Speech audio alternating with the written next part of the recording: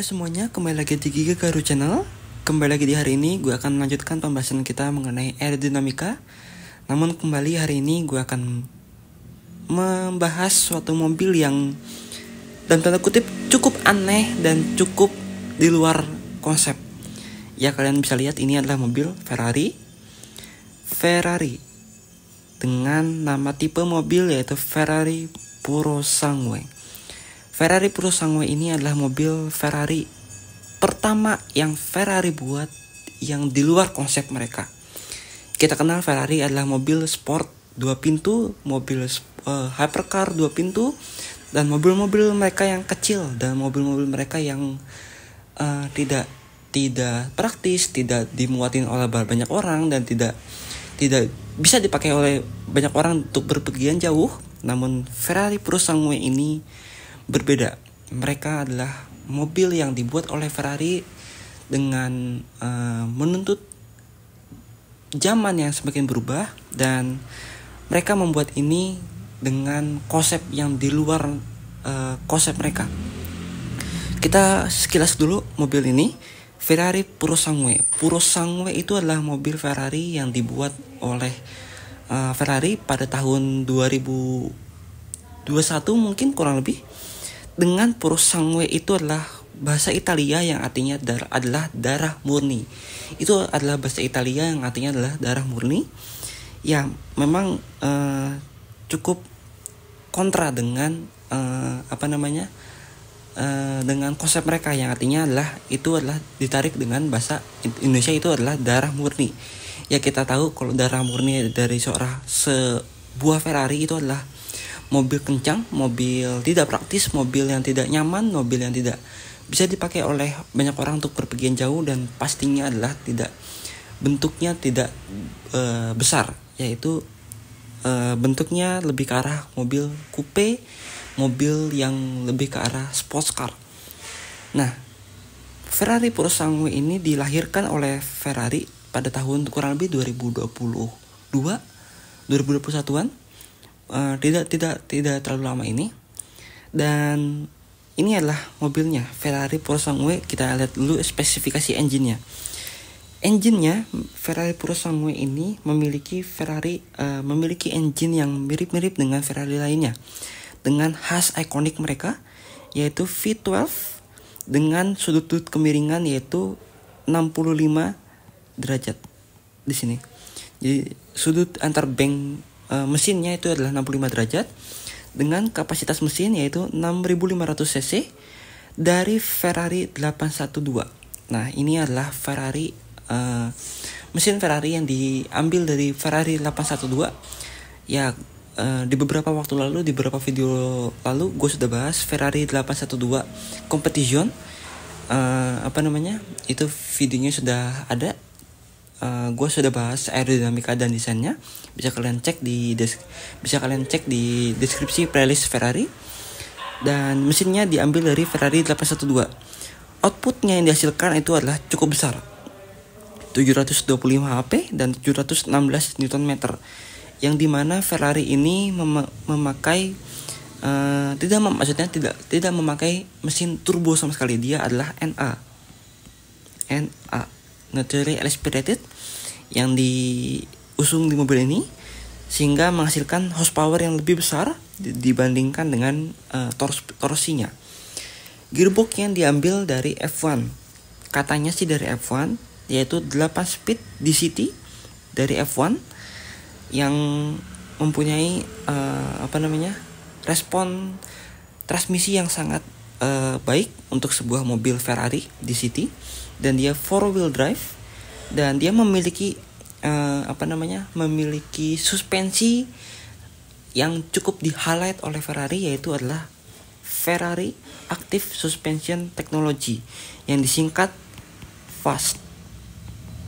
Nah, FAST ini itu sistemnya secara singkat adalah ketika mobil dibelokkan ke arah kiri secara kencang, maka kan ada body roll atau gaya sentrifugal ke arah kanan. Kalau kita body mobil ke arah kiri, maka ada sentrifugal ke arah kanan, miring ke arah kanan.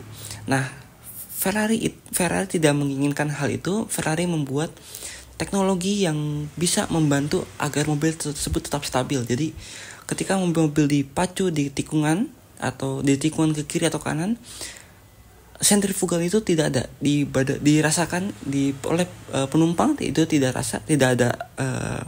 ada rasanya, karena suspensi tersebut bisa mendorong salah satu sisi mobil yang terkena sentrifugal. Seperti itu, secara singkatnya seperti itu. Dan top speednya dicapai di 310 km per jam. Tentunya ini sudah masuk ke ranah support car yang walaupun bentuknya sama sekali tidak sports car ya. Dan 0 sampai 100-nya itu adalah di 3,3 detik, dan 100 sampai 0-nya dalam 32,8 meter dengan menggunakan rem CCB. Ini adalah ceramic composite brake yang dipakai oleh Ferrari. Dengan kemampuan CCB itu, ketika rem cakram tersebut semakin panas, maka semakin optimal daya pengeremannya. Seperti itu. Dan ini adalah Ferrari Purosangue spesifikasinya. Dan kita akan masuk ke pembahasannya mengenai Ferrari Purosangue.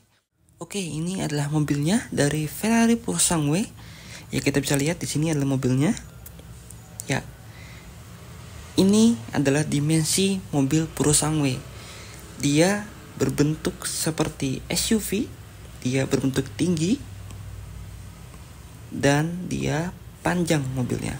Dan terlebih dari itu, ini adalah sebuah Ferrari, pertama kalinya Ferrari membuat mobil 4 pintu.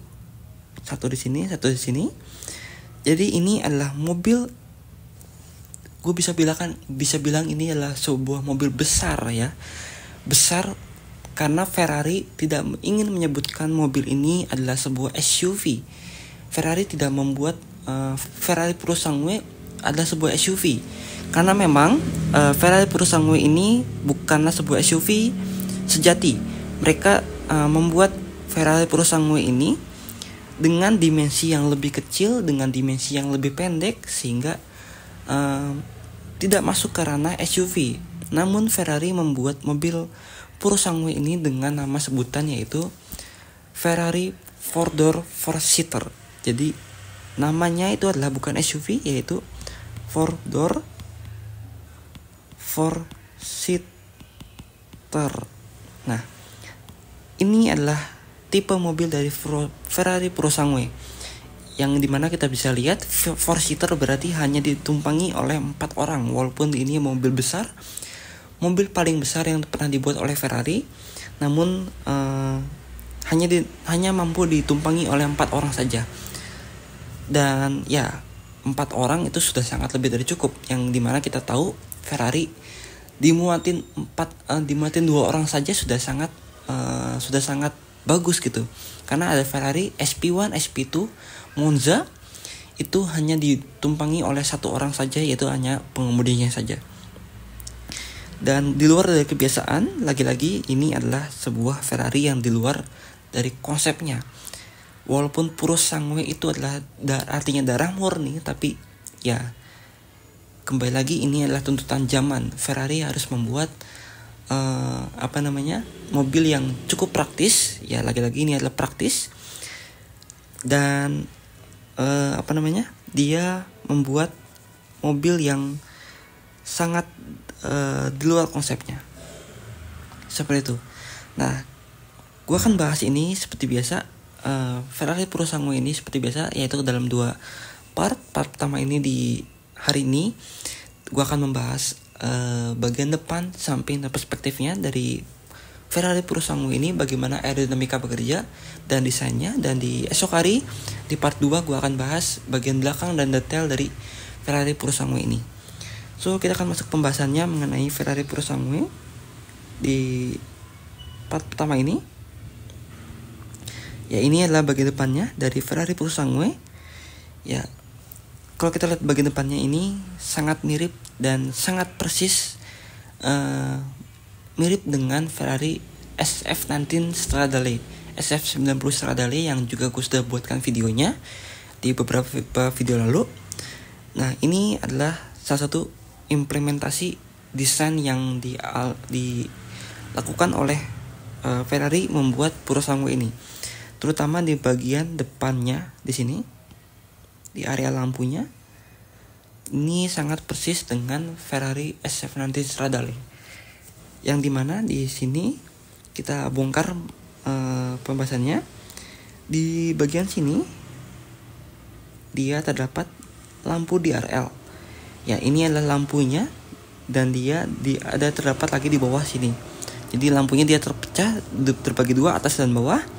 Sementara di bagian sini dan ini itu adalah sebuah lubang intake yang untuk memasukkan pendinginan ke dalam mesin.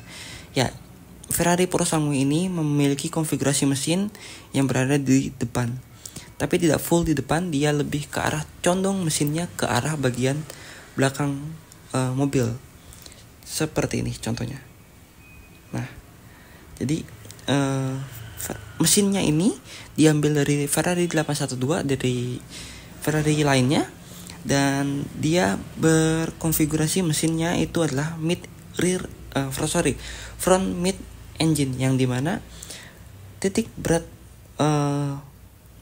mesin tersebut tidak berada di posisi sangat depan. Dia ditempatkan di posisi di belakang as roda mobil di sini. Nah, ini adalah contohnya as roda. Nah, di sini. Nah, mesin tersebut ditaruh di belakang, sedikit ke arah belakang Ferrari ini. Jadi menghasilkan bobot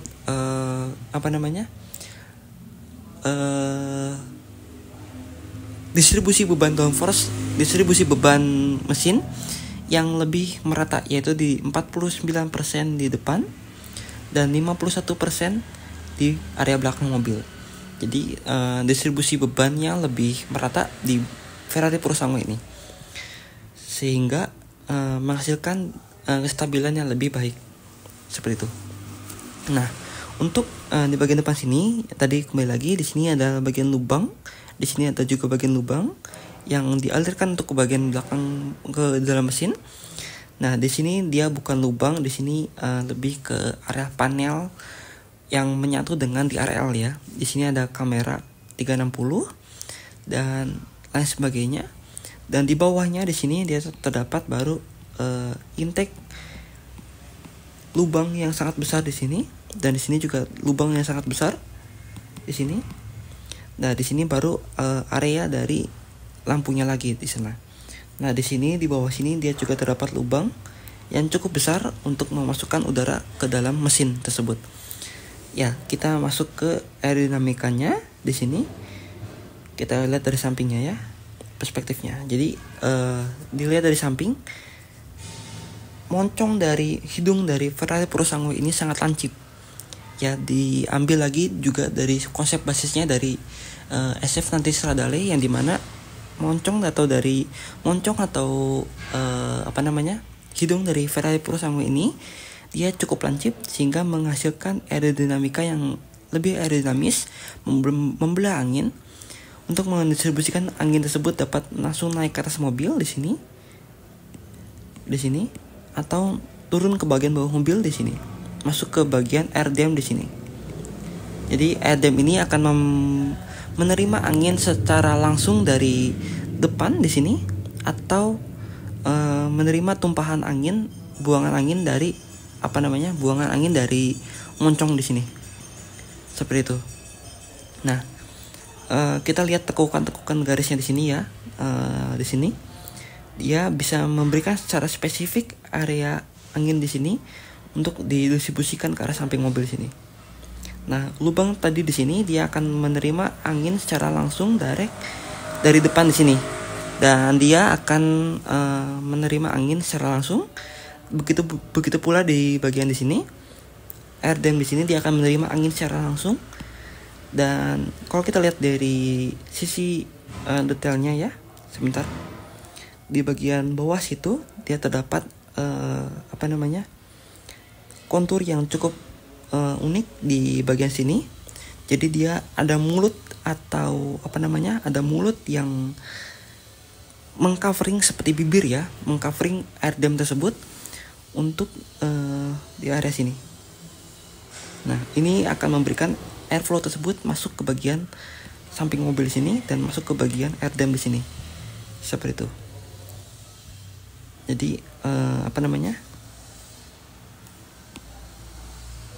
bibir tersebut mengcovering atau memberikan batas antara air dam di sini dan di sini, sehingga itu akan menghasilkan buangan angin secara spesifik ke arah samping mobil di sini atau masuk ke bagian tengah di sini. Seperti itu. Nah, di sini juga terdapat seperti wing ya di bagian bawah sini.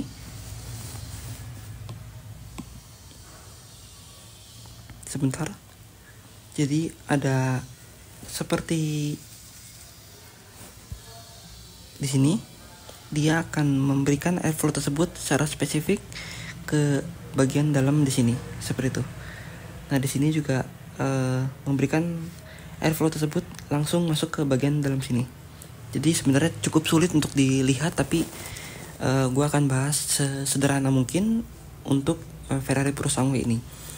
Depannya itu pun dia juga sebenarnya di bagian di dalam sini, di area sini dia sebenarnya bolong.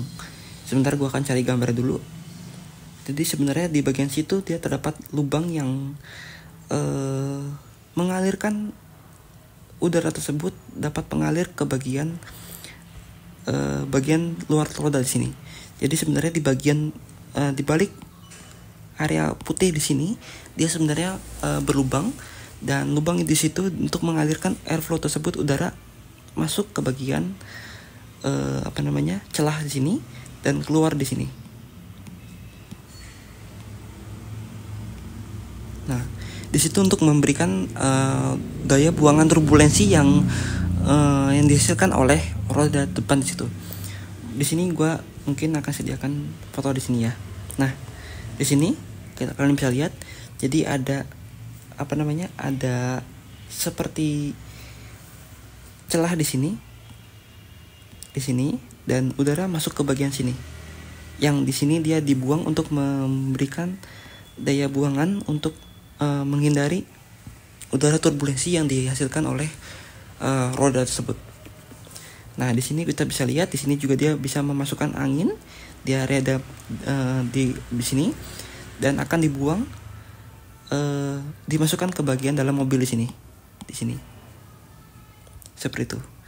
Nah, air dam tersebut dia juga kap mesin tersebut mengalirkan udara ke bagian atas mobil di sini, seperti itu. Dan hal menarik dan unik lainnya itu berada di bagian samping mobil. Ya, di sini gue mau highlight di bagian sebelah sini. Nah, di sini. Jadi itu apa? Itu adalah seperti udara buangan ya, atau outlet fan yang berada di bagian spakbor di sini, yang dimana dia adalah fungsinya untuk memberikan daya buangan angin yang dihasilkan dari kap mesin di sini.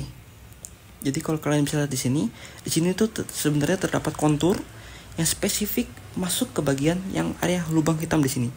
Nah, lubang hitam tersebut dia bentuknya seperti jembatan,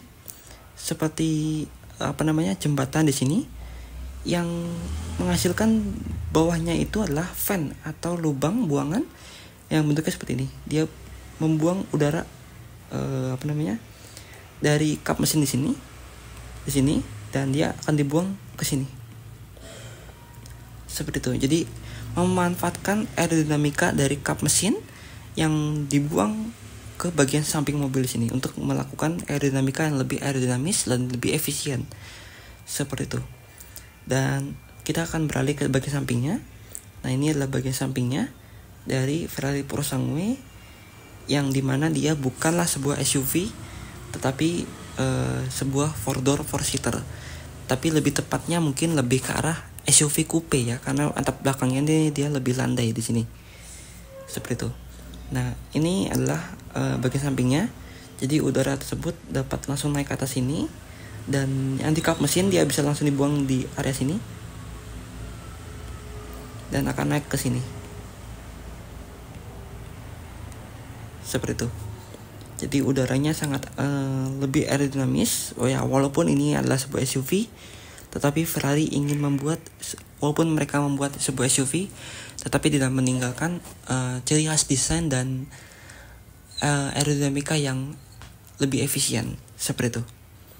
Dan di bagian bawah sini dia juga terdapat seperti spakbor ya di sini untuk membuang angin yang dari lingkar roda di sini untuk dibuang angin ke area sini, seperti itu.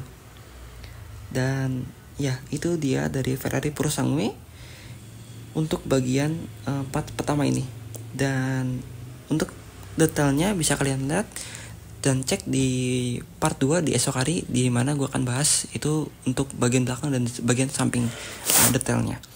So thank you guys sudah menonton, dan jangan lupa like, share, dan subscribe channel gue, dan see you on the next video.